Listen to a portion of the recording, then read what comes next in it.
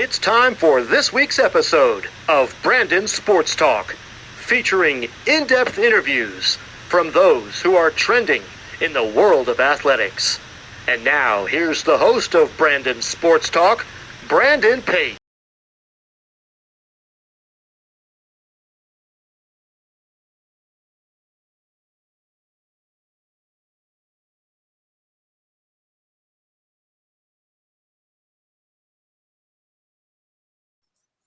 Welcome back to Brandon Sports Talk. In today's episode, I have the privilege to interview the Newberry College Baseball Associate Head Coach, Jay Snyder. How are you doing today? I'm good. I appreciate you having me on your show. That's wonderful. Can you talk about how you knew that you wanted to start college coaching? Yeah. Ever since I can remember, I always wanted to be a coach. I probably even before high school, I always thought I wanted to coach high school baseball.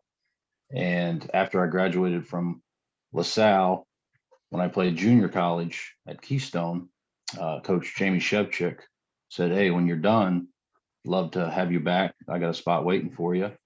And kind of really turned him down 3 times before he kind of talked me into it. He said, "Well, what do you want to do?" I said, I want to coach. I want to coach high school baseball." He said, "Well, give me a year. It'll look great on your resume, and then it can open up some high school jobs for you." So I said, "Okay." Had no place to live, had no job. He said, "Live with me and my wife." They just had an 18-month-old baby at the time. So I lived with them for a little bit, and after about a month, I said, I'm never going back to high school baseball. This is what I was meant to do. And here I am. I'm in my 17th season of coaching college baseball.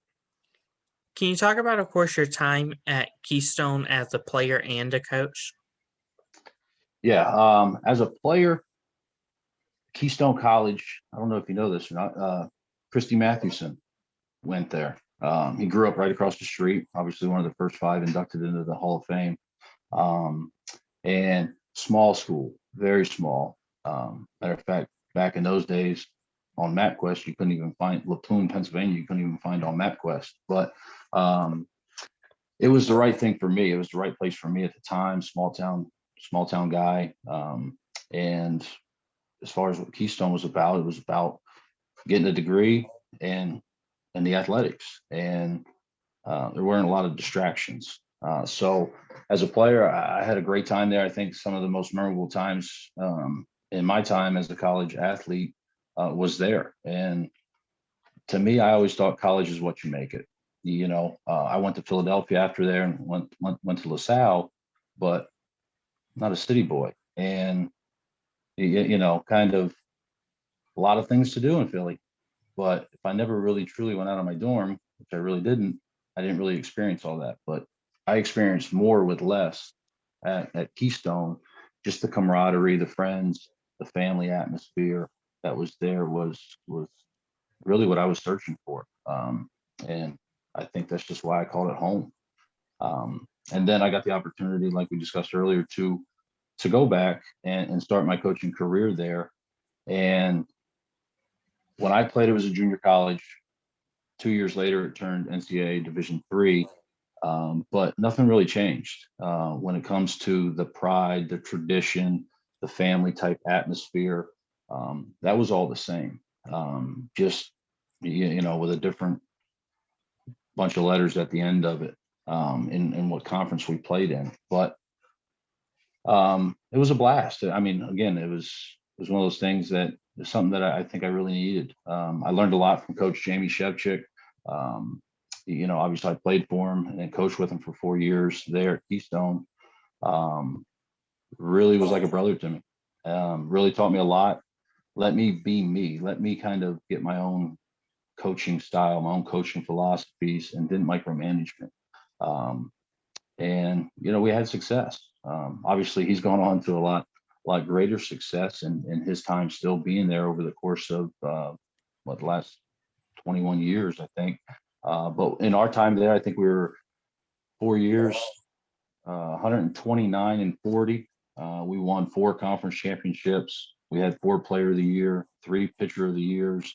And then we made a regional my last year there. being our first year eligible since making that transition from junior college to NCAA Division III. So we had to kind of sit for a couple of years, but it was a blast. In 28 and 29, can you talk about your experience coaching for the New England Collegiate Baseball League? Coach Chev, Chevchik, Chev.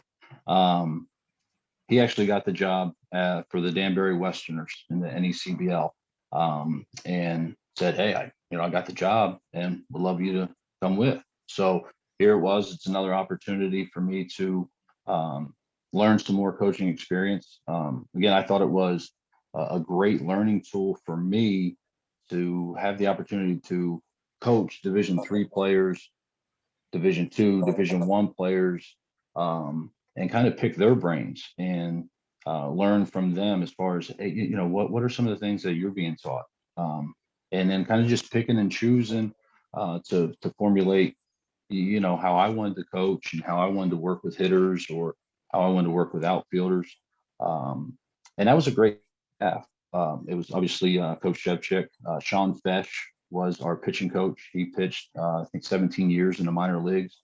And then Corey Mascara played for us our first year. Our second year, he wanted to get into coaching. So he was kind of like a student assistant. And he's now the pitching coach for the Maryland Terrapins.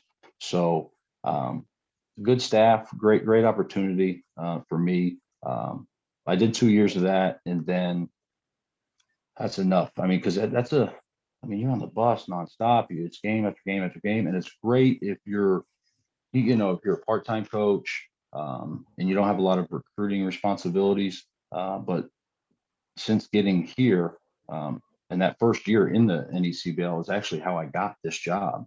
One of our players knew the former coach that was here at the time. He was looking for a hitting guy. He recommended me to his brother, who played for the previous coach, and that's how I got here. So I owe a lot to the New England Collegiate League and Coach Shevchik as well for allowing me to get to where I'm at now. What are some of your accomplishments while at Newberry? I think the first one, and some people don't know this, I'm actually a lucky one.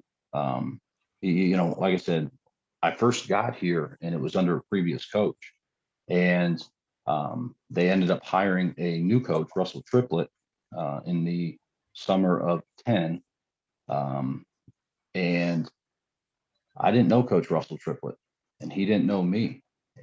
But I had 2 months left on my contract, and I was honoring it out, and we kind of got to know one another, and he kept me on, and so for that, I'm extremely grateful, and a big accomplishment to me, because I could have been left, with the door hitting me on the rear end, but I don't want to speak for him, but I guess he saw something. But along with him and Coach Tommy Williams, who was our other assistant at the time, longtime head coach in high school baseball here in the state of South Carolina, really both of those guys really taught me so much about the game. Tommy had since retired, but Coach Triplett, to this day, we've been together now for 11 years. He was in my wedding, and I owe a lot to him. I've learned so much from him. I'm still learning from him. So a true blessing. But besides that, other accomplishments I would have to say is one, building our culture, not my culture, not Coach Triplett's culture, but our culture. We talk about being at the Berry. We just call this place, hey, let's take it back to the Berry. This is the Berry, and but along with that, building that culture of the mindset and how we play the things, how we play our style of baseball, but then getting each player to believe in one another, to lean on one another, and know that, hey, if I didn't get it done today, this guy behind me is going to get it done. And quite an accomplishment there. And in my time here, I've seen several several all-conference players. I've seen several draft picks. I've seen, we've led the league in hitting a couple times. But one of the biggest things for me, and it's one of the things that we talk about all the time in our program, is when you come to Newberry College, we want to see you graduate. That's the number one thing. We want to see you graduate.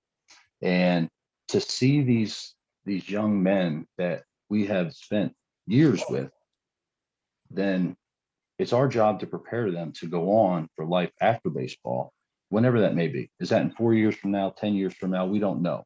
But whenever that time comes, we want to make sure that they're prepared. And we take great pride in that. And then when they come back, for games or anything like that, or they just check in, they send you a letter or things. That's what truly hits home. Like I made a difference in that guy's life.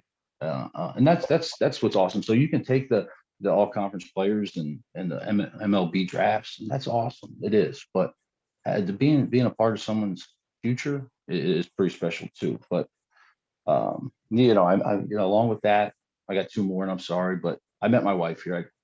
Obviously she's the one that helped me get on here with this Zoom. She's taught me so much. She's really kept me grounded. And kind of help me balance work and social life. But she's a big fan of what I do and how we go about things. But then the biggest one for me was 2019. Winning the SAC championship, hosting an NCAA regional. Years and years and years of battling and getting our guys to get over that hump. And when we got recorded that last out in Lincoln Memorial that night, I'll never forget it, because it brought a grown man to cry and bawl his eyes out, because it was just all those years came flooding back into my mind. And just to see what those guys have accomplished I'll never forget that as long as I live. It was unbelievable. And those guys come back quite a bit. Matter of fact, we had several of those guys back this weekend for our series against Wingate. And it's always great to see those former players. That's amazing. Can you talk about what is the recruitment process for prospective student athletes? Yeah. Nowadays there's so much different recruiting services and things like that. And I'm not complaining. Obviously, we get a ton of emails, we get a ton of videos daily. I don't think I'd ever make practice if I would watch every email, every video that I get a day. But one of the things for us that we do is, you look at them, you read them, and you respond to them. But for us, I think the big thing is we got to talk to coaches. You get contacts, you create contacts, whether they're high school coaches, summer coaches, junior college coaches, and kind of just pick their brains a little bit. And as you get to build those relationships, they kind of know, like, hey, this is a good guy that would fit into their system. This is a good player, but is not going to fit there for them. So you kind of go that way. But then the biggest thing for us, which COVID kind of struck it a little hard, is we got to go see them play. There hasn't been, in our 11 years together with Coach Triplett and myself, there hasn't been one player that's been a part of our program that no one coach has never seen. Somebody has laid eyes on that individual. And once you see a player, you like them, okay, now your homework really begins, because now you want to re-talk to the coaches and find out character and makeup. Because again, as the culture that we were building, you know the old saying, one bad apple spoils a bunch. Well, as you're trying to turn around a program and get a program into the winning ways, you couldn't really, you had to kind of make sure that you hit on the character and makeup of type players. So we would do a lot of that. Character makeup checks out, great. All right, now we need to talk to the recruits. Now we need to call that individual. And that's kind of where you build a relationship. I always say, hey, one phone call isn't going to get an individual to commit to Newberry College. As much as I love this place, it's not going to happen. And you got to build that relationship. You got to build a trust upon one another, and let them know that hey, Newberry is a good place, and you got to see it for yourself. And that's one of the other things that we do within the recruiting scheme of things is they got to get on campus. As much as I love Newberry, it is Newberry for everybody? No, it's not. But is South Carolina? No, that's not either. Neither is Clemson. You got to. That's one thing I always tell recruits is you got to find the right fit for you. Um, and we want Newberry. We want people to come here on a visit just to see that because this place is truly special. What happens on an official visit when a prospective student athlete comes? Well, as far as a visit, one of the things that we like to do is we usually meet them at our office. We call it the castle. It's massive. I mean, our locker rooms up front, our offices are in there. We got a game room in the back. We got a lifting facility back there. We got study hall rooms. So we just call it the castle. But we'll usually meet them there, tour them around in there, introduce them to the other staff, and then from there we'll head up on campus. And going in, we already know what their major is, what their deciding factors are, what are they looking to do as far as what really piques their interest. If they want to sit in on a class, we can do that. If they want to have a meeting with financial aid and kind of try to figure some things out, we can do that as well. Once we tour campus, we tour the facility, our stadium, Smith Road Complex, then we'll go back and I have them sit down with Coach Triplett, our head coach, and that's kind of where they kind of just get to know one another. It's not like a straight recruiting spiel. Hey, this is how it is and blah, blah, blah, blah. No, we're going to lay it on out for them saying, this is what we expect from our guys. And if you can't get up and go to class every day, probably not the best place for you. If you can't be on time, probably not the best place for you. And if you don't know how to play hard, probably not the best place for you.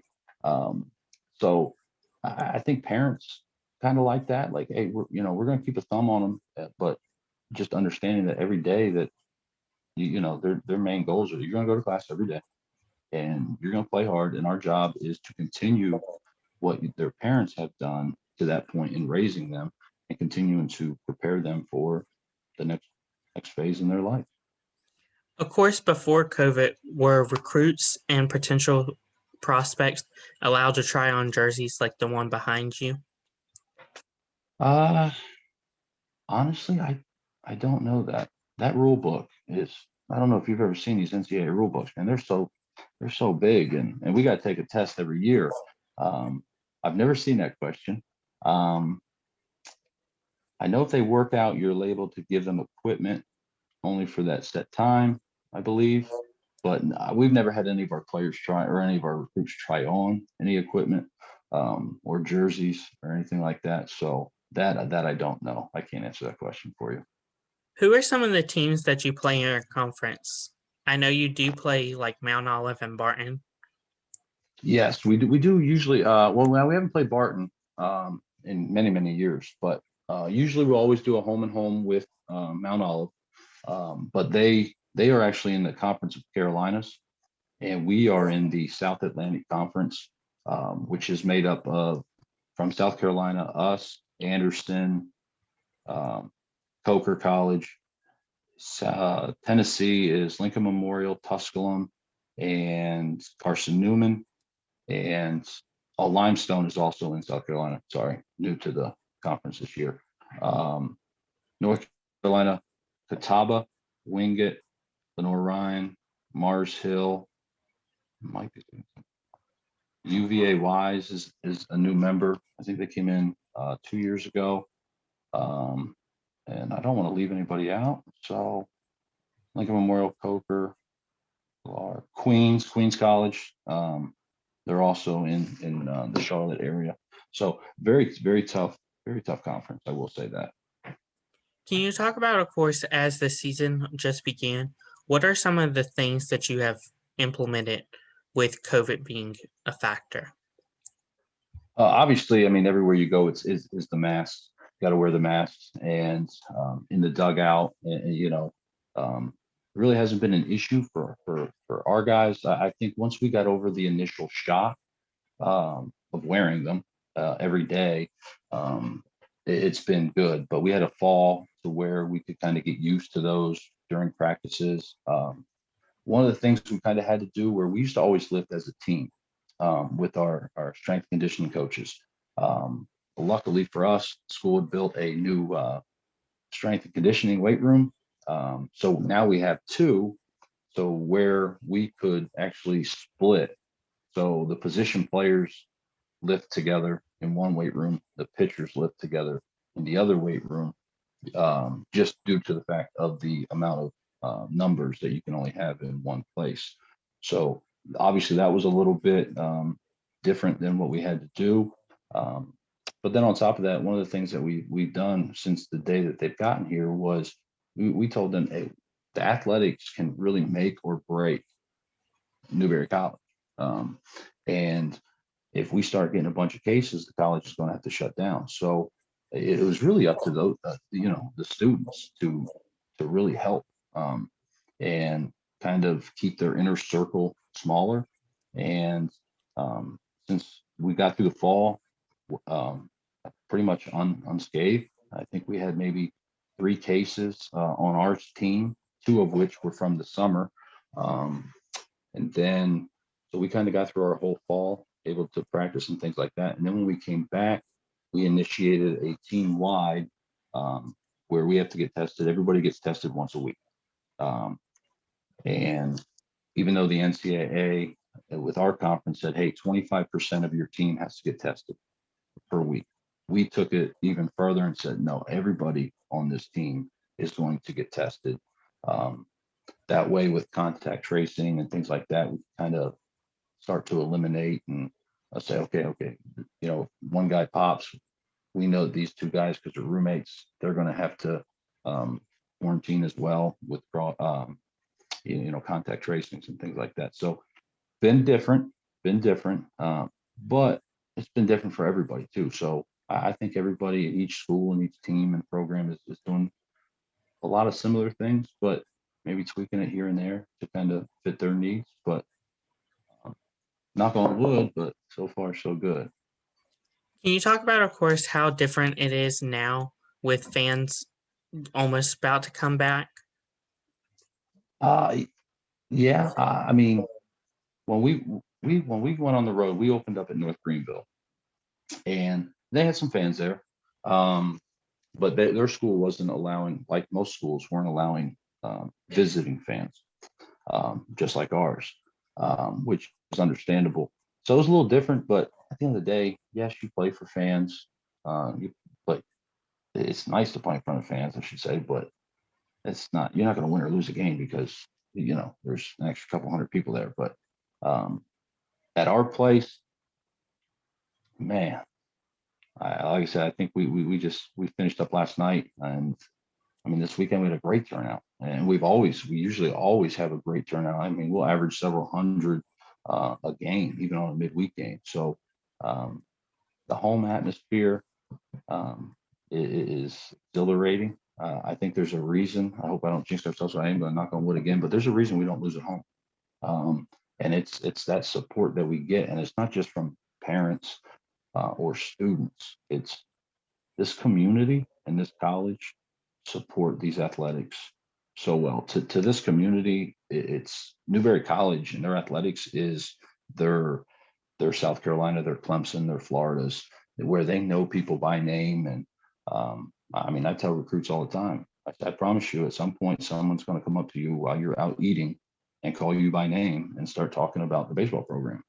And I said, call me a liar for right now, but the minute it happens, I want you to come tell me. And they'll come and tell me.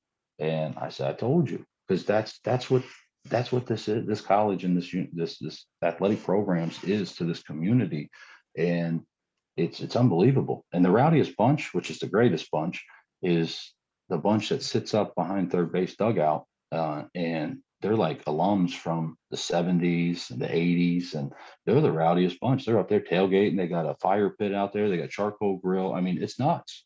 But they bring a different excitement to the stadium and to the game. So I think our players are just it's one that they just really engulfed and embrace. And when we get going, they get going, or if we're a little down, they get going, and then we get going. I mean, the Barry is a tough place to play. I will say that.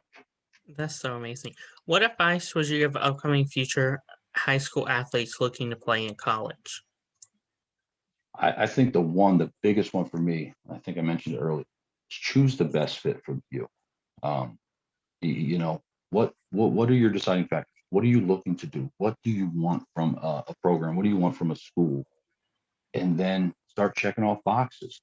Um, but unfortunately, I think too many students, athletes, make decisions because of how many ones are after the D. Um, and to each his own. I'm not going to look down upon any program or talk bad about any program. I'm worried about Newberry College. But the recruiting cycle is really our one time to compete, since we can't play anymore. And I hate losing. I hate losing games, and I definitely hate losing recruits, especially when you really want them. But if that individual made the best fit for them, I cannot be upset about that, because he's listening. Coach, this was the best fit for me and my family, financially, academically, whatever it may be. And that's fine. And in the game of recruiting, it's a losing battle anyways. You're gonna have to recruit 10 to get one. So not that you get used to it, but unfortunately that's what you got to do. The other thing I would talk to them about is one of the things that we do a lot is time management, because mom and dad aren't there no more. They're not telling you, hey, make sure you've done your homework, or hey, you can't go out tonight because you didn't do your math homework. Well, they're not here. So time management, understanding school, how to manage your schoolwork, how to manage practice, how to manage wait times, lifting, study hall times, dinner. And on top of that, we want you to have a social life too. Experience college. This is the best 4 years of your life. And we want them to experience that. A lot of people might say that, playing college sports is a job. Honestly, it's close. It's close. I mean, there's a lot asked upon student athletes, and that. So, but you gotta love to play in order to do it at the next level. But upon that, just be hungry, be a sponge for learning, from coaches and from players, and outwork people. And then one of the biggest things for us that we've talked to all of our players about is prepare for when your time comes, not prepare when the time comes. Don't start preparing when you get your number called. Prepare for when your number gets called and be ready for that moment.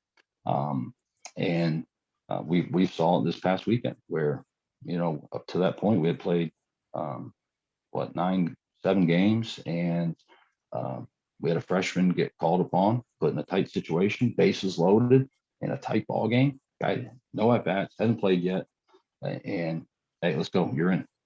And he fouled off a bunch of balls. He gets a walk for an RBI, first college AB, and comes around later in that game. He hits a walk off single to win the game. I mean, there's a guy that to that point had prepared for that moment, and when his moment came, it wasn't any bigger than what it was. He just said, well, heck, I prepared for this, so I'm good. And I think a lot of our young guys have done that to this point. That's amazing. What advice would you give upcoming future coaches looking to get into the industry? Gotta love what you do. You don't get in this job, in this career, for the money. That's for sure. I mean, when I first started, I was making $2,700 a year. I got paid 4 checks, 2 in the fall and 2 in the spring. I was working 2 other jobs on top of that job just to survive, because I knew what I wanted to do the rest of my life. And in today's society, there's no, people want that instant success, that instant, hey, I've made it.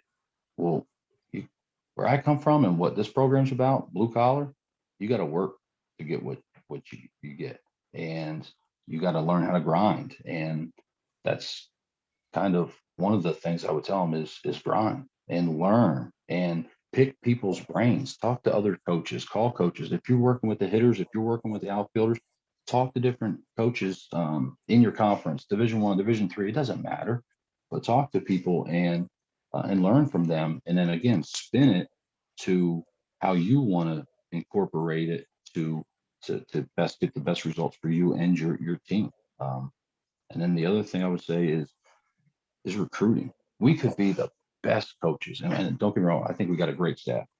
Coach Triplett, Fico Conla, and Ryan West, our pitching guy. I think we've got a great staff, work together well. But one of the things that we always talk about is I don't care how great your staff is, if you can't recruit and you can't get good players, I mean, we're at the mercy of our players.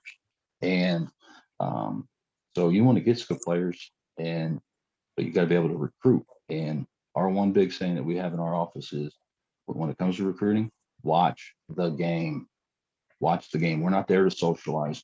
We're there to see players, to evaluate players, and you can see a lot when you watch. But if you're too busy talking, you miss a lot too. So, but I would just say, just embrace it, man, and gotta love what you do. The minute you don't love, working that 10, 12-hour day, and then driving 4 hours to a game, watching a game, driving 4 hours back, and you got to be up at 6 o'clock the next morning for weights or whatever it may be. If you don't enjoy doing that, find something else to do, because you'll make more money. You'll work less hours, but will you be as happy? I don't know, because 17 years now, I haven't worked a day in my life. And at 39 years old, I get to be 18 to 22 every day. And these guys keep me young. So I'm fortunate. I'm definitely one of the fortunate ones to do what I love.